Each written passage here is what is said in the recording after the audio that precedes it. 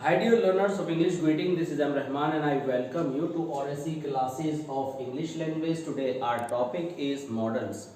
In this short session 1, we are going to let you know what are semi-models. Semi-models को लेकर हम confuse रहते हैं। पहले तो हमें मॉडल्स ही बहुत परेशान करती हैं। सेमी मॉडल्स की अगर हम बात करें तो वो और कंफ्यूजन क्रिएट कर देती हैं।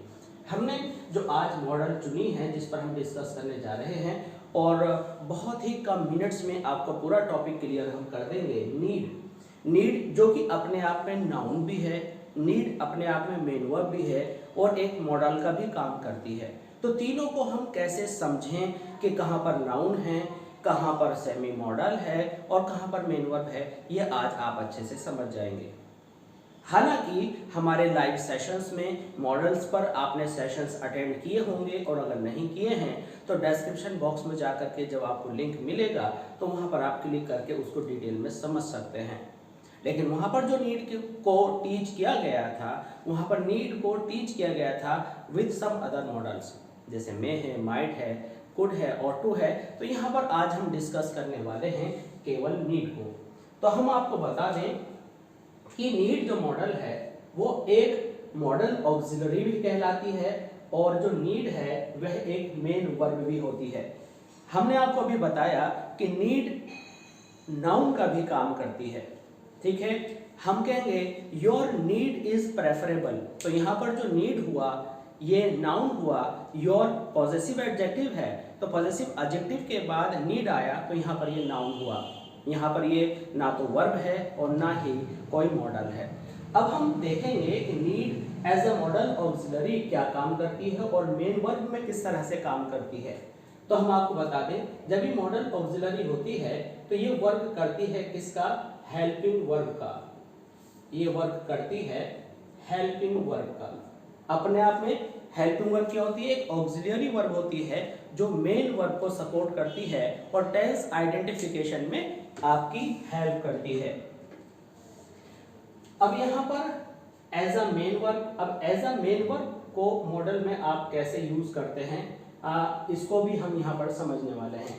नीड एज अ मॉडल कब काम करती है, हम इन सारे टॉपिक्स को अभी बाय एंड बाय क्लियर करेंगे और इस पूरे चार्ट को समझने के लिए आपको इस वीडियो में लास्ट तक बने रहना होगा। नीड एज अ मॉडल, तो एज अ मॉडल नीड को हम किस तरह से यूज करते हैं और आखिर ऐसा कौन सा रीजन है कि यह सेमी मॉडल कहलाती है। जब हम नीड को यूज करते हैं तो नीड सेंटेंस के स्ट्रक्चर केवल नेगेटिव और इंटरोगेटिव के ही अंदर आप यूज करते हैं, यानी नेगेटिव एंड इंटरोगेटिव सेंटेंसेस में यूज करते हैं। और नीड जो यूज किया जाता है वह प्रेजेंट और फ्यूचर टेंस को रिप्रेजेंट करता है। अगर आप पास्ट में करते हैं तो पास्ट में नीड को कैसे यूज करेंगे यह भी हम आपको जल्दी ही बताने वाले हैं। अगर आपको मान लीजिए हम कहें कि आपको बहुत कुछ लर्न करने की आवश्यकता नहीं है, तो यहाँ पर हमें पता चला कि नीड का जो मीनिंग निकल कर आता है वह आवश्यक होने से रिलेटेड है। अगर हम उर्दू में कहें तो जरूरी होने से रिलेटेड है। आवश्यक या आवश्यकता, ये नीड को रिप्रेजेंट करता है, नीड का बेसिक मीनिंग है। तो हम इसको सेमी मॉडल क्यों कहते हैं, इसको हम पूरी तरह से एक नॉर्मल मॉडल की कैटेगरी के अंदर क्यों नहीं डालते, ये आप समझने वाले हैं। अगर हमने शुड को स्टडी किया तो शुड आप अफर्मेटिव सेंटेंस में भी यूज कर सकते हैं, नेगेटिव में भी यूज कर सकते हैं और इंटरोगेटिव में भी यूज कर सकते हैं। You should study well. You shouldn't make much noise. Should you make much noise? तो अपने तीनों अफर्मेटिव, नेगेटिव यानी असर्टिव के दोनों पार्ट्स अफर्मेटिव और नेगेटिव में भी यूज किया और इंटरोगेटिव में भी यूज किया।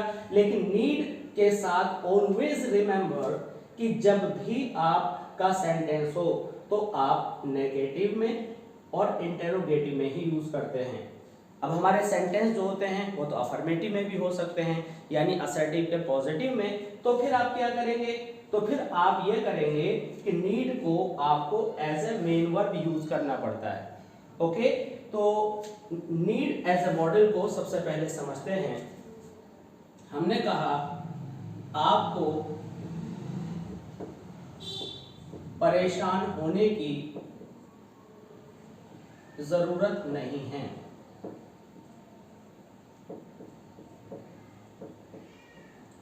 आपको परेशान होने की जरूरत नहीं है। इसमें हम नहीं होनी चाहिए भी लिख सकते हैं, आपको परेशान होने की जरूरत नहीं होगी भी लिख सकते हैं। अब यहाँ पर क्या है, अगर आपको परेशान होने की जरूरत नहीं है, मैं प्रेजेंट में बात कर रहा हूँ, लेकिन ऑफ कोर्स ये इस बात का लिंक तो फ्यूचर से ही है ना, अभी आपका वो सिलसिला तो शुरू नहीं हुआ ना जिसके लिए हम परेशानी का रेफरेंस दे रहे हैं। तो ये आपका जो है ये प्रेजेंट को भी रिफ्लेक्ट करता है और फ्यूचर को भी रिफ्लेक्ट करता है। तो आप क्या ट्रांसलेट करेंगे, you need not worry, you need not worry. तो नॉट से पहले हमेशा हेल्पिंग वर्ब आप यूज करते हैं और उसके बाद आपने वर्ब की फर्स्ट फॉर्म यूज करनी होती है, यू नीड नॉट वरी।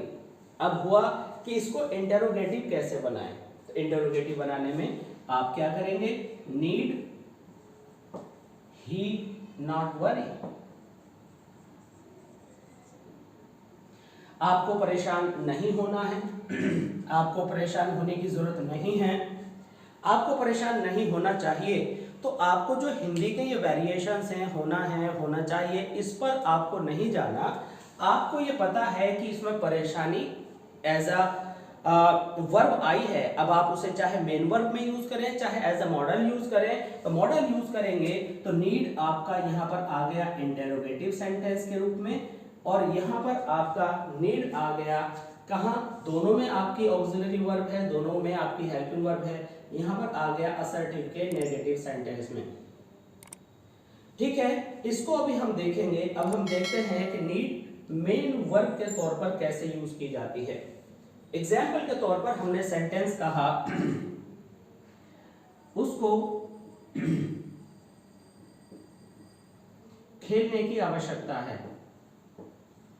उसको खेलने की आवश्यकता है।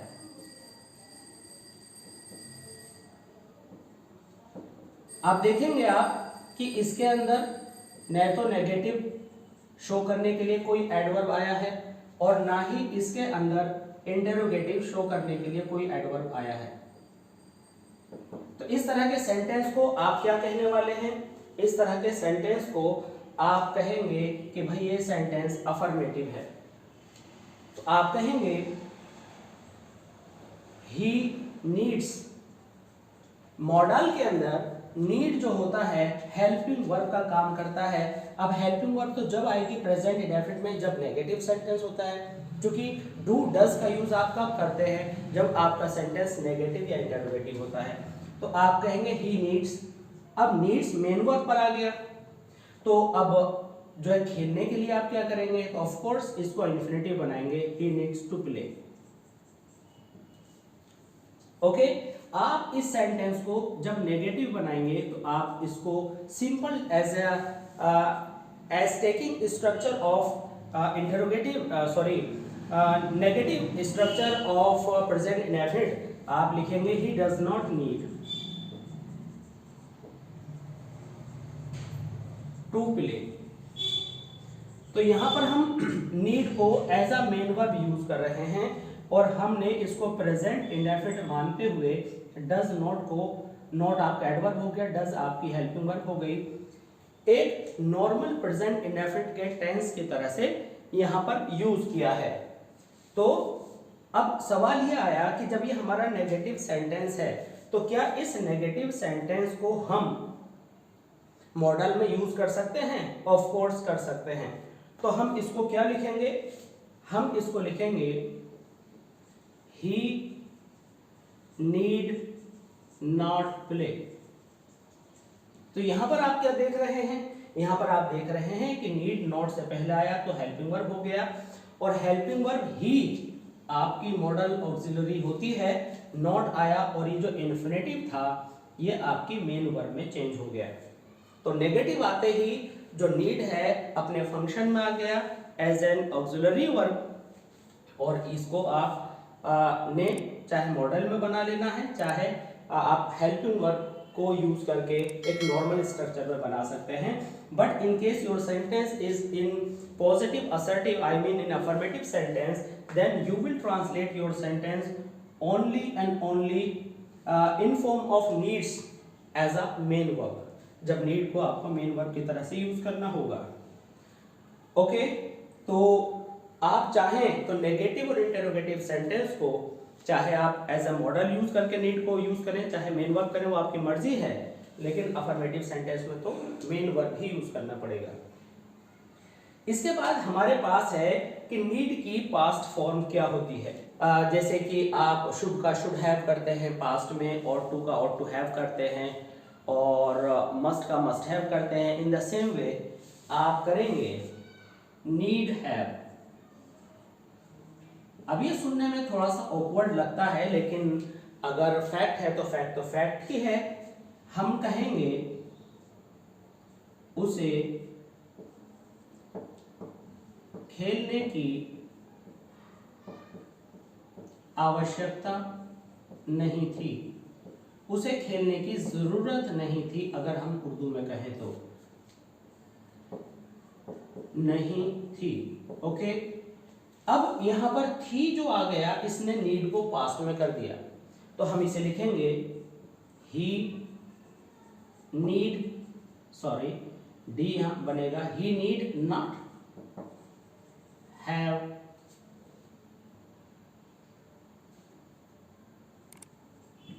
प्ले। जब भी आप नीड प्लस हैव लगाते हैं तो ऑलवेज रिमेंबर ये नेगेटिव और इंटरोगेटिव में उसी रूल को फॉलो करेगा जो आपका प्रेजेंट और फ्यूचर वाला फॉर्मेट में आप इसको यूज करते थे।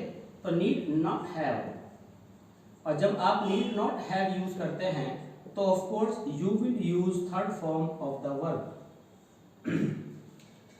तो आपने क्या किया, you need not have played, आपको खेलने की आवश्यकता नहीं थी। In case you transform it, in case you interchange it into interrogative sentence, then you will keep your need out and you will say क्या उसे खेलने की आवश्यकता थी नहीं थी, you will write need he not। और interrogative में अगर not नहीं भी है तो भी आप जो need have ही यूज करेंगे। अब एक सवाल आता है, can be change into verb, क्या हम इस need को पास्ट में verb की तरह से यूज कर सकते हैं? Then answer is yes we can। तो आप लिखेंगे he did not need to play। तो यहां पर हमने did को हेल्पिंग वर्ब बनाया, नोट आपका एडवर्ब है, नीड की आप वर्ब की फर्स्ट फॉर्म आ गई, और जो हम जिसको मेन वर्ब ले रहे थे उसको हमने इन्फिनेटिव पर डाल दिया। तो ये हो गया एज ए मेन वर्ब, और ये हो गया एज अ मॉडल। तो आई होप कि आपको बहुत अच्छे से क्लियर हो गया होगा। अब यहां पर हम आ रहे हैं नीड प्लस वर्ब की फर्स्ट फॉर्म प्लस आईएनजी, यानी नीड के बाद ये जेरेंडवल फॉर्म कब यूज करते हैं। अभी हमने टू देखा, मेन वर्ब देखा, तो ये नीड के साथ आईएनजी क्या आ गया, ये बहुत अहम है और कॉम्पिटिटिव एग्जाम्स के लिए बहुत जरूरी है समझना। हमने कहा, मान लीजिए कि कारपेट को